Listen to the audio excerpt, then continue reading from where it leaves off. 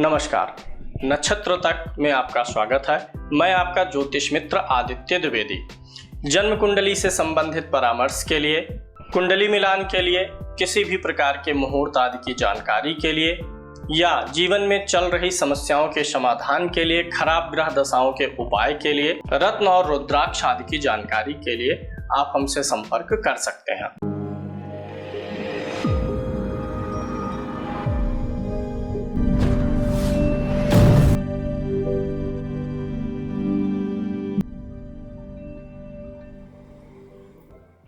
जन्म कुंडली विश्लेषण में 20 मार्च सन 2005 बज के 43 सुबह के इंदौर का इनका जन्म है। तो इस कुंडली का विश्लेषण करेंगे। सबसे पहले ग्रह स्पष्ट, लग्न इनकी कुंभ है, कुंभ लगन की कुंडली है। 18 अंश का लगन है, शतभिषा नक्षत्र में है जो कि राहु का नक्षत्र है, यानी कुंभ लगन में राहु का नक्षत्र ठीक है। सूर्य इनका मीन राशि में है, 5 अंश का है और यह उत्तरा भाद्रपद नक्षत्र में है जो कि शनि का नक्षत्र है। जब भी सूर्य शनि के नक्षत्र में होता है तो व्यक्ति जिस कार्य क्षेत्र में होता है उस कार्य क्षेत्र में मान सम्मान और यश बनाने के लिए थोड़ा सा मेहनत या स्ट्रगल करना पड़ता है। चंद्रमा कन्या राशि में है, 3 अंश का है, उत्तरा फाल्गुनी नक्षत्र में है जो कि सूर्य का नक्षत्र है। चंद्रमा सूर्य के नक्षत्र में अच्छा फल देगा क्योंकि सूर्य क्या है, चंद्रमा का प्रकाशक होता है। मंगल मेष राशि में है यानी अपनी राशि में है, 3 अंश का है, अश्विनी नक्षत्र में है जो कि केतु का नक्षत्र है। मंगल केतु के नक्षत्र में ठीक होता है क्योंकि कुजवत केतु होता है, केतु का फल मंगल के समान है।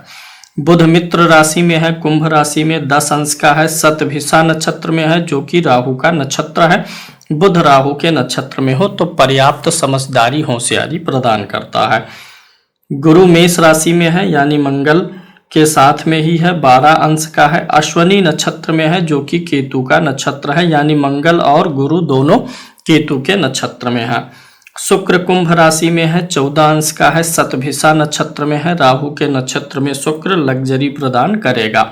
शनि भी मेष राशि में ही है यानी मंगल और गुरु के साथ ही है, नीच राशि में है, 20 अंश का है, भरणी नक्षत्र में है, नक्षत्र भी उग्र हो गया है, शुक्र के नक्षत्र में है। राहु कर्क राशि में है, 8 अंश का है, पुष्य नक्षत्र में है जो कि शनि का नक्षत्र है, ठीक है। यहाँ पे केतु मकर राशि में है, 8 अंश का है, उत्तराषाढ़ा नक्षत्र में है जो कि सूर्य का नक्षत्र है। अब आ जाते हैं इनकी लग्न कुंडली पर और वहां से आगे इन ग्रह स्पष्ट का विवेचन करते हैं, फलादेश निकालते हैं। जन्म कुंडली में अब देखिए, लगन कुंभ लगन है, 11 नंबर लिखा है। लगन में बुध और शुक्र की युति है। बुध पंचम का स्वामी है और शुक्र चतुर्थ का। एक केंद्र और एक त्रिकोण के स्वामी लगन में बैठ करके बहुत अच्छा केंद्र त्रिकोण का राजयोग है, साथ ही साथ लक्ष्मी नारायण योग भी यहाँ पर बन रहा है। लग्नेश नीच राशि में है लेकिन नवमांश में उच्च का हुआ है, इसलिए यह शनि विवाह के बाद अपने नीच के फल को छोड़ देगा। लेकिन फिर भी शनि मेष राशि में है तो थोड़ा कभी आंखों में जलन, दिक्कत, आंख पे चश्मा लगना, सिर में कभी कभी माइग्रेन की शिकायत रह सकती है जो कि विवाह के बाद काफी कम हो जाएगी। धन भाव में सूर्य बैठा हुआ है और यह सूर्य गुरु की राशि में बैठा है जो गुरु धनेश और लाभेश दोनों है, और गुरु स्वयं यहाँ पर मेष राशि में तीसरे भाव में बैठा हुआ है तो धन की भविष्य में कोई समस्या नहीं आएगी, कोई कर्ज वगैरह होता नहीं नजर आता है। यहाँ पे शनि मंगल गुरु की युति है। शनि 20 डिग्री का है, गुरु 13 का है, मंगल 4 का, यानी ये जो शनि मंगल है इसके बीच में गुरु बैठा। गुरु 13 का है ना, 13 अंश का, और मंगल 4 का, तो मंगल गुरु के पीछे है और शनि गुरु के आगे है। तो इन तीनों ग्रहों में गुरु का बीच में हो जाना बहुत अच्छा है। गुरु शनि के साथ में युति में है और मंगल के साथ युति में है। शनि जो कि स्वयं लग्नेश है, मंगल जो कि कर्मेश है और गुरु जो कि धनेश और लाभेश है, यानी ये तीनों ग्रह मिल करके धन के लिए अच्छा योग बनाएंगे। लेकिन चूंकि तीसरे भाव में शनि नीच का है तो कभी कभी इनके बाह में, हाथों में दर्द की शिकायत, कभी गले में थोड़ी बहुत दिक्कत आ सकती है। राहु बैठा हुआ है 6ठे भाव में, कुंभ लगन है, लगन का मित्र है। 6ठे भाव का राहु रास्ते का कांटा साफ करता है, रास्ता साफ करते हुए चलता है। भविष्य में यह राहु इनको बहुत मदद करेगा। चंद्रमा बैठा हुआ है 8वें भाव में और यह चंद्रमा 6ठे भाव का स्वामी भी है। छठे भाव का स्वामी होकर के अष्टम भाव में बैठना कदाचित ठीक है। यह चंद्रमा चूंकि सूर्य के सम्मुख है इसलिए प्रकाशित है, अन्यथा बालारिष्ट योग बनता। ऐसे बालक बचपन में बहुत बीमार रहते हैं, लेकिन यह सूर्य के सम्मुख है इसलिए यह बालारिष्ट जैसा कुछ नहीं है। लेकिन फिर भी चंद्रमा अकेला है, चंद्रमा के साथ कोई ग्रह नहीं है, पिछले भाव में कोई ग्रह नहीं है, आगे कोई ग्रह नहीं है, तो यह केमद्रुम दोष बनाता है, जिसके कारण से मानसिक अस्थिरता, विचारों का चलायमान रहना, विचारों का स्थिर न रहना, ऐसे संयोग बन जाते हैं। चंद्रमा सूर्य के सम्मुख है और सूर्य के ही नक्षत्र में बैठा है, इसलिए यह चंद्रमा भी कदाचित अच्छा फल ही देगा। नवम भाव में गुलिक बैठा हुआ है जो कि 7वें तुला राशि पर है, तो इसलिए जो वस्ति प्रदेश है शरीर का, ब्लैडर है, पेशाब की थैली है, वहां पर कभी कभी इनको थोड़ी सी पेन या दिक्कत हो सकती है, क्योंकि जो गुलिक जिस राशि पर बैठता है वहां दिक्कत पैदा करता है। केतु 12वें भाव में है, यह भी शनि के घर में है और शनि की दृष्टि में आ रहा है। जो ग्रह किसी की राशि में बैठा और उस ग्रह की दृष्टि पड़े तो राजयोग देता है, तो यहाँ पे शनि केतु के माध्यम से अच्छा फल प्राप्त कर लेगा। यह भी दूर स्थानों पर लेके जा सकता है, जीवन में कई बार स्थान परिवर्तन भी करा सकता है, बाहर वगैरह भी ले जा सकता है। वैसे भी शनि मंगल एक साथ किसी एक राशि भाव में हो तो भी बाहर जाने का योग बनने लगता है। चंद्र कुंडली से देखिए, इनकी कन्या राशि बनती है। इस राशि पे शनि की कोई 7.5 वगैरह नहीं चल रही है। अभी गुरु का गोचर मेष राशि पे चल रहा है, जो कि इनकी लग्न कुंडली का 3रा भाव होता है। यहाँ गोचर करते हुए गुरु की दृष्टि सप्तम भाव पर जा रही है। सप्तम भाव विवाह का होता है, भाग्य का होता है, लाभ का होता है। गुरु की दृष्टि इन तीनों भावों पर है, विवाह भाव पर, भाग्य भाव पर, लाभ भाव पर।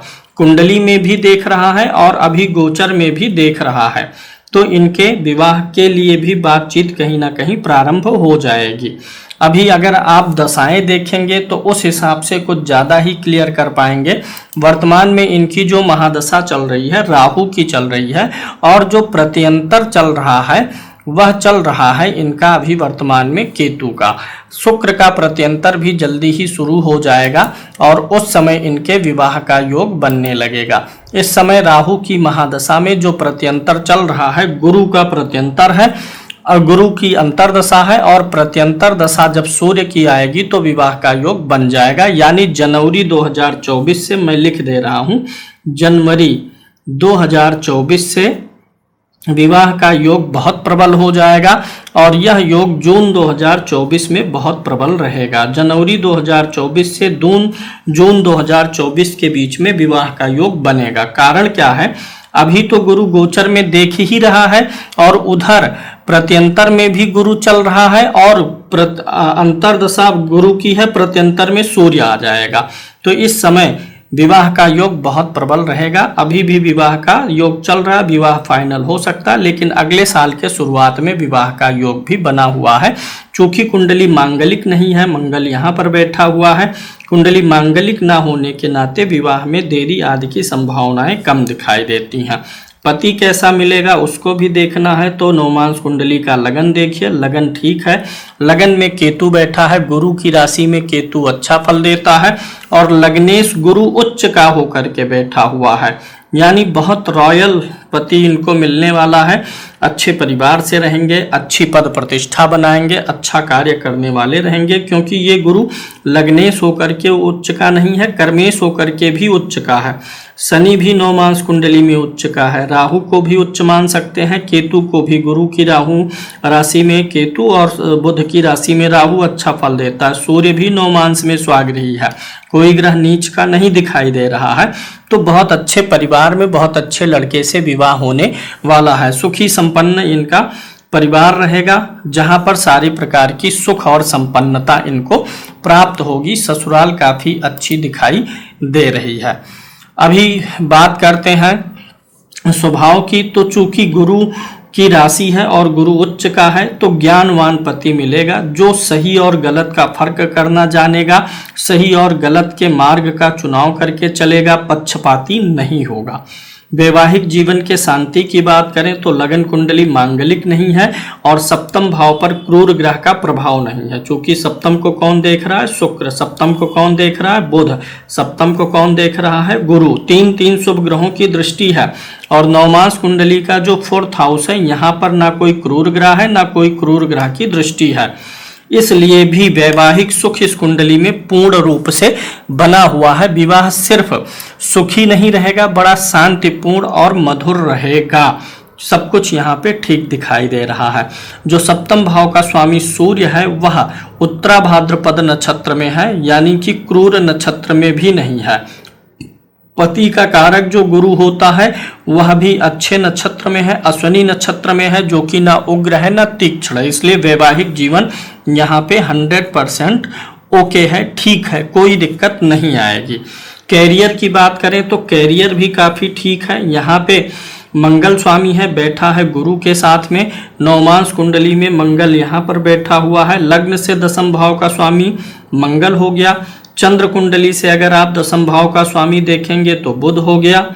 और सूर्य कुंडली से अगर आप दशम भाव का स्वामी देखेंगे तो गुरु हो गया। इन तीनों में सबसे बलवान कौन है? गुरु बलवान है। लग्न से दशम, चंद्र से दशम और सूर्य कुंडली से दशम भाव को अगर देखते हैं तो गुरु सबसे ज्यादा बलवान नजर आ रहा है। तो गुरु नवमांश में भी बली है, इसलिए गुरु ग्रह से क्षेत्र में इनके लिए ठीक रहने वाला है। गुरु ग्रह के क्षेत्र में ज्ञान विज्ञान का क्षेत्र आता है, यानी पढ़ना पढ़ाना, अध्यापन, टीचिंग पर्पस, ट्रेनिंग पर्पस के काम आते हैं। अब चूंकि इनका एक सवाल है कि क्या बेटी जो है मास्टर्स या पीएचडी की कोई उम्मीद निकट भविष्य में बन रही है कि नहीं बन रही है? तो अभी दशा के अनुसार हम देख करके उसको भी बता देते हैं। वर्तमान में चूंकि इनकी राहु की महादशा चल रही है और प्रत्यंतर में चल रहा है इनका अंतरदशा में गुरु चल रहा है, इसलिए निकट भविष्य में उच्च शिक्षा का भी योग बन रहा है, यानी मास्टर डिग्री का योग बनेगा।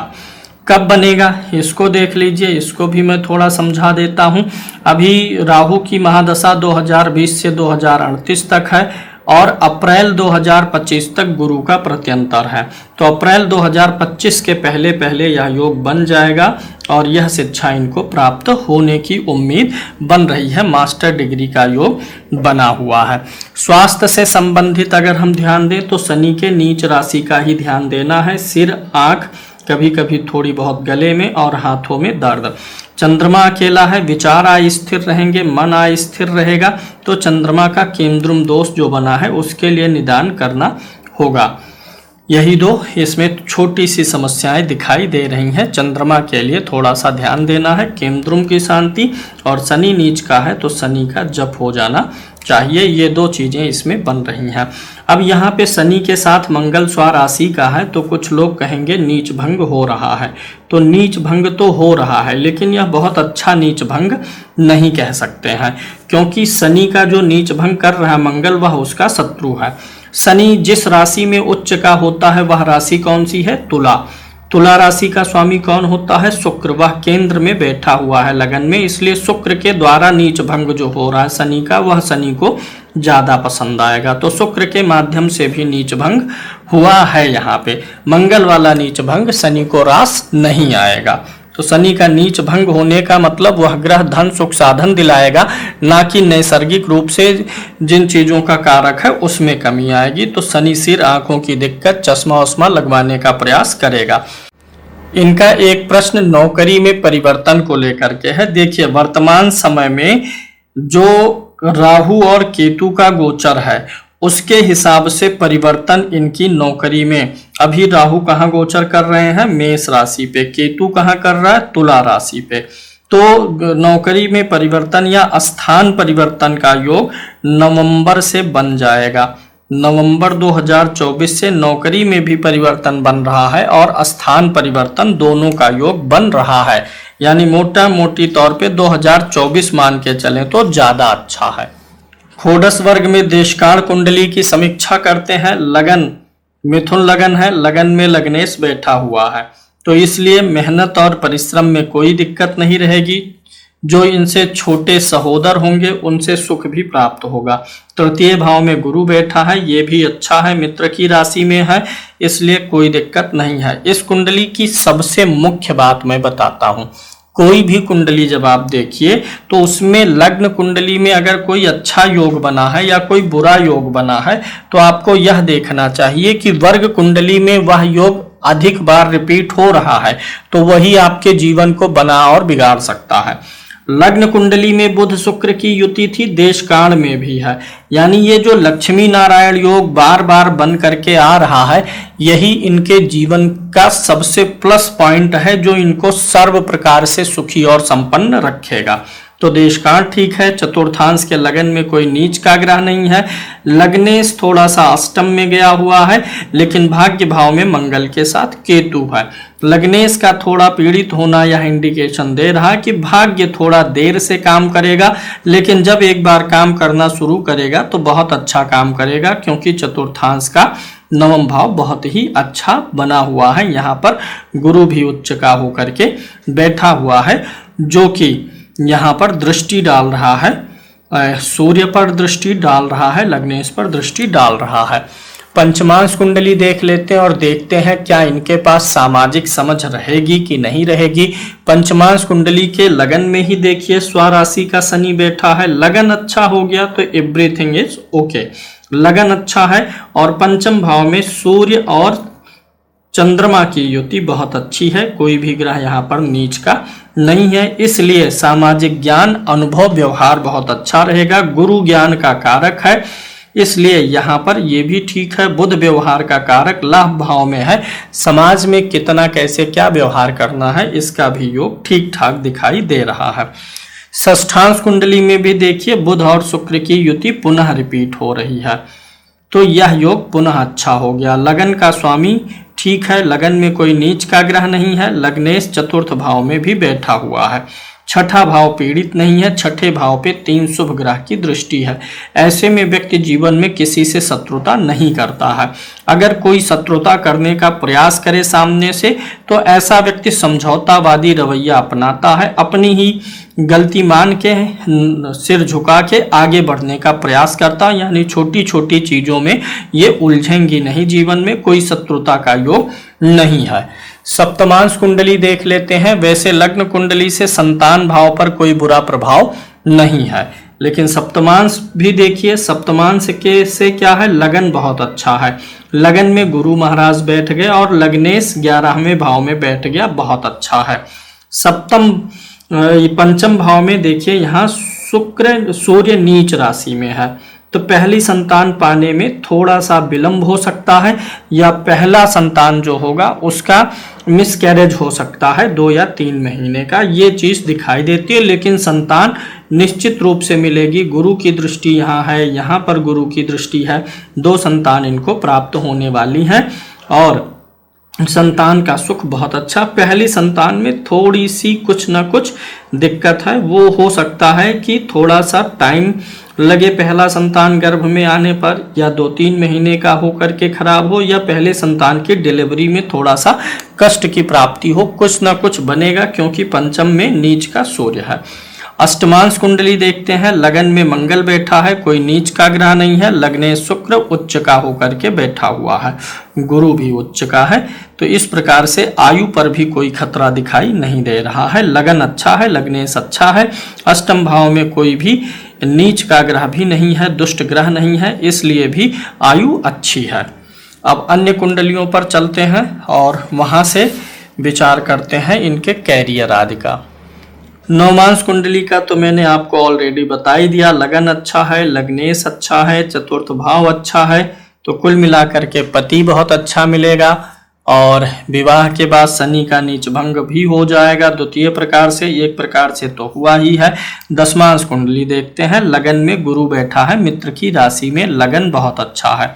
लग्नेश जो सूर्य है वह बैठा है पंचम भाव में गुरु के साथ राशि परिवर्तन करके, तो यहाँ पर गुरु सूर्य के घर में, सूर्य गुरु के घर में है, यानी कैरियर भी काफी ठीक दिखाई दे रहा। कैरियर इनका इनके बुद्धि के बल पे चलेगा, और लाइफ टाइम चलेगा। शनि उच्च का है, कार्य क्षेत्र पे इनको मेहनत बहुत करना पड़ेगा।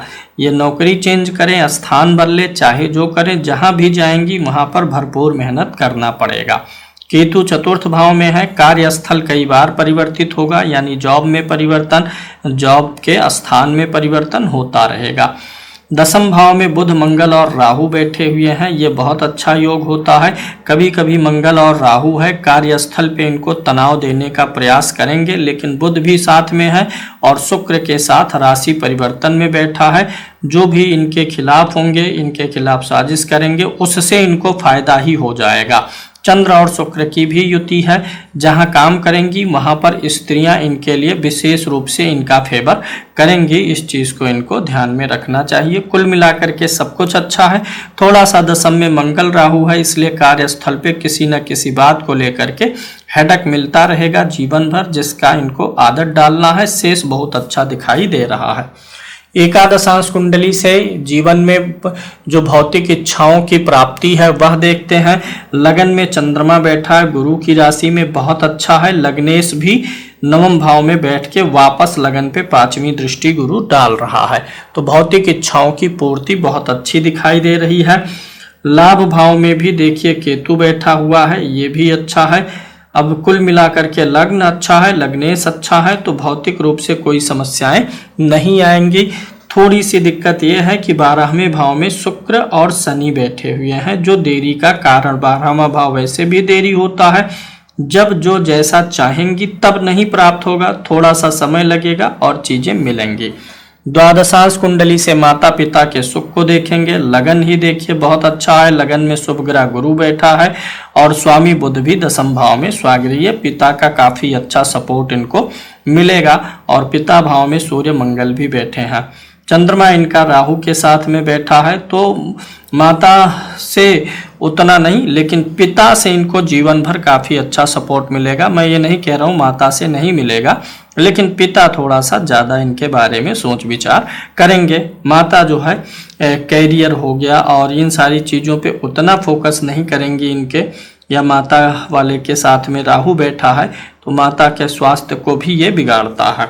खोडसांश कुंडली से वाहन का विचार होता है, वाहन सुख का, इसको देखते हैं। लगन में ही मंगल बैठा हुआ है बुध की राशि में, और ऐसा बुध चला गया है दशम भाव में, और यह बुध जो है चतुर्थ भाव का स्वामी भी है और चंद्रमा के साथ में बैठा है जो कि धन भाव का स्वामी है। तो वाहन के लिए लोन और ईएमआई कर्ज का योग बनता है, लेकिन वाहन का सुख रहेगा क्योंकि मंगल की चौथे भाव पर दृष्टि है और मंगल की बुध के ऊपर 8वीं दृष्टि भी है चौथे भाव। और वैसे भी देखिए शुक्र उच्च का है, तो यहाँ पर इनको वाहन का सुख बनता है। कार से अपने ऑफिस और दफ्तर जाने का योग बन रहा है। विषांश कुंडली से आध्यात्मिक उन्नति देखेंगे। लगन में आध्यात्मिकता का कारक ग्रह गुरु ही है और अपनी ही राशि में है, बहुत अच्छा हो गया। और यह जो है सूर्य नवम भाव का स्वामी, यह भी मित्र की राशि में बैठा है, थोड़ा देर से, लेकिन आध्यात्मिक उन्नति बहुत अच्छी होगी। भविष्य में ज्योतिष आदि की तरफ भी इनका रुझान बढ़ेगा। वर्तमान समय में राहु की महादशा 2020 से 38 तक चल रही है। राहु कुंडली के छठे भाव में चंद्रमा की राशि में बैठा हुआ है, इसलिए राहु की शुरुआत की महादशा में मन खराब रहेगा, मन थोड़ा सा इनका डबल माइंडेड होता रहेगा। राहु इनकी कुंडली में शनि के नक्षत्र में बैठा हुआ है और शनि नीच राशि में तृतीय भाव में है, तो सिर की समस्या, आंखों पे थोड़ा सा भारीपन, खिंचाव आदि महसूस होता रहेगा राहु की इस पूरी दशा में। अब यहाँ पे राहु में जो प्रत्यंतर चल रहा है नवंबर 2022 से अप्रैल 2025 तक गुरु का चलेगा, और गुरु इनकी कुंडली के तृतीय भाव से सप्तम भाव पे दृष्टि डाल रहा है। यही समय इनके विवाह का है, यानी लेटेस्ट अप्रैल 2025 तक विवाह का योग है, तब तक विवाह हो जाएगा। लेकिन जब इसमें भी हम प्रत्यंतर में जाते हैं तो प्रत्यंतर में चूंकि इनकी कुंडली के 7वें भाव का स्वामी कौन है, सूर्य है, तो ये महादशा राहु की, अंतरदशा गुरु की, और प्रत्यंतर में सूर्य मिलता है जनवरी 24 से जून 2024 के बीच में सबसे तगड़ा योग विवाह का बनेगा। फिर उसके बाद राहु में शनि आ जाएगा इधर 25 से 28 के बीच में, राहु और शनि का अगर कॉम्बिनेशन देखेंगे तो राहु से शनि दसम भाव में बैठा है। इस बीच में कैरियर में कुछ अवरोध आएंगे, समस्याएं आएंगी और उन्हीं समस्याओं के कारण, अवरोध के कारण जॉब में फिर कुछ अच्छा हो जाएगा।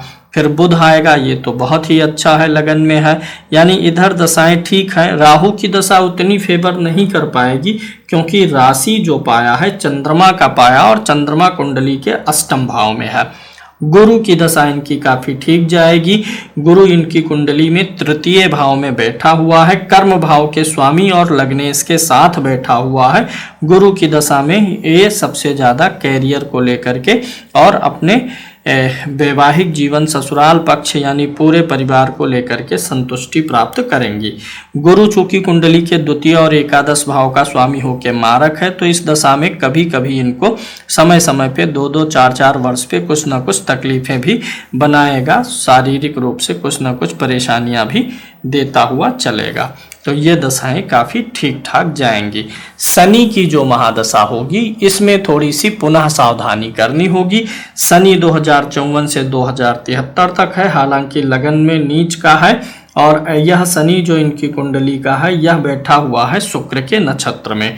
शुक्र इनकी कुंडली के चतुर्थ और नवम भाव का स्वामी है। तो इस शनि की दशा में इनको घर मिलेगा, गाड़ी मिलेगा, भाग्य बहुत अच्छा साथ देगा। लेकिन चूंकि शनि नीच का है, तृतीय में है, तो ये शनि भी स्वास्थ्य में परेशानी देगा, यानी कुछ मेजर नहीं देगा लेकिन पूरे जीवन भर सिर, आंख, माइग्रेन, इन्हीं सारे चीजों की समस्या इनको बनती हुई चलती रहेगी। तो शनि और चंद्रमा के लिए इनको कुछ ना कुछ उपाय करते रहना है।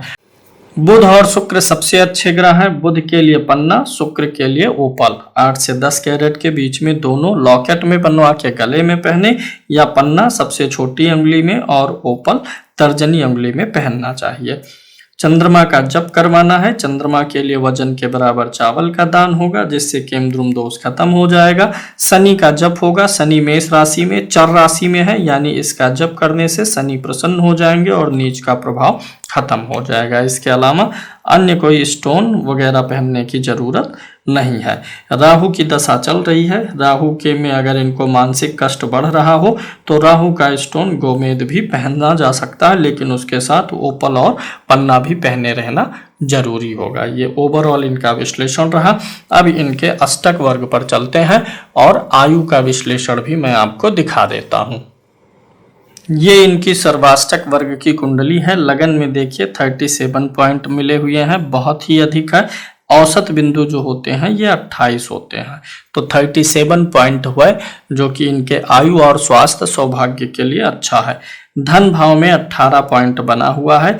ये थोड़ा सा संकेत देता है जब भी कोई ग्रह गोचर करता हुआ मीन राशि में पहुंचेगा उस समय इनका रखा हुआ धन थोड़ा सा निकल जाएगा, बचाया हुआ धन स्पेंड करने का समय आ जाएगा। कुंभ राशि में रहेगा तो धन दिलवाएगा। तृतीय भाव में 27 पॉइंट है, यानी मेहनत औसत जीवन में रहेगा। सुख भाव में 25 पॉइंट है, लेकिन कुंडली का सुख भाव मजबूत है, बुध के साथ है, इसलिए कोई घबराने की बात नहीं है। अगर कुंडली में किसी भाव का योग अच्छा हो तो अष्टक वर्ग में कम पॉइंट होना उस भाव के फल को बिगाड़ देता है, ऐसा नहीं होता है। 25 पॉइंट है। जीवन में सुख एवरेज रहेगा। संतान भी 26 है, ठीक है। प्रतिद्वंदी इनको जीवन में तगड़े मिलेंगे। कंपटीटर्स इनके अच्छे खासे रहेंगे क्योंकि 36 पॉइंट्स है। पति पत्नी में ये पत्नी हावी रहेंगी। पति भाव में 17 है, पत्नी में 27 है, यानी इनकी बातों को मानने वाला, इनका केयर करने वाला हस्बैंड मिलेगा। अष्टम भाव में कम पॉइंट्स होना ठीक है क्योंकि ये लाइफ में अशांति पैदा करने से रोकता है। भाग्य भाव में 28 है, भाग्य औसत साथ देगा। कर्म बहुत अच्छा है, 34 पॉइंट है। लाभ में 36 है और व्यय में 30 है। लाभ में अधिक है, व्यय में कम है, यानी पैसा अधिक आएगा, व्यय उससे कम होगा, लेकिन बचत भी कम दिखाई दे रही है। अगर आयु देखते हैं तो सभी प्रकार से आयु, इधर विधि है, इधर आयु है।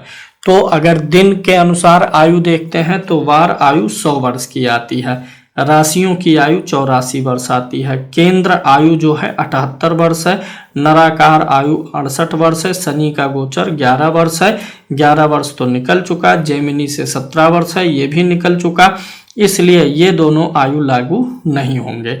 यहाँ पर पिंड आयु 94 है, अंश आयु 79 है, निसर्ग आयु 79 है। अगर आप यहाँ देखेंगे तो सबसे ज़्यादा करीब में 79 मिलेगा। अंश आयु एक बार है, निसर्ग आयु भी एक है और नक्षत्र आयु भी 79 है। तो अगर कोई आयु ज़्यादा बार निकट में आ रही हो तो उसी की संभावना बनती है। तो 79 की संभावना इनके लाइफ में अधिक बनती है। और अन्य प्रकार से यहाँ 63 है, यहाँ एक बार 63 है, लेकिन यहाँ फिर रिपीट नहीं हो रहा है।